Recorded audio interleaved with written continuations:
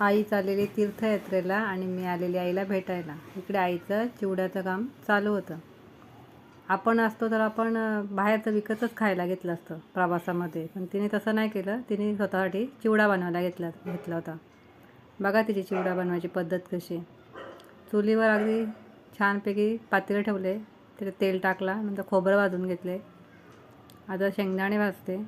शेंगदाणे थोडेसे लालसर झाल्यानंतर एका ताटात सगळं काढून घेतले आणि पोहे, भाजलेले पोहे त्याला इथे चाळत आहे. आणि आता चिवडा बनवताना पहिल्यांदा मिरची टाकली, कढीपत्ता तोही घरचाच आहे त्यांचा, हळद, मीठ आणि मग सगळं भाजलेलं खोबरं, शेंगदाणे वगैरे तिने टाकून घेतले. थोडासा अगदी चिवडा मसाला नावापुरते टाकला आणि नंतर पोहे टाकले आणि छानपैकी सर्व परतून घेतलं. बघा किती छान कलर आला त्या चिवड्याला. आणि नंतर पिठी साखर या मग चिवडा खायला.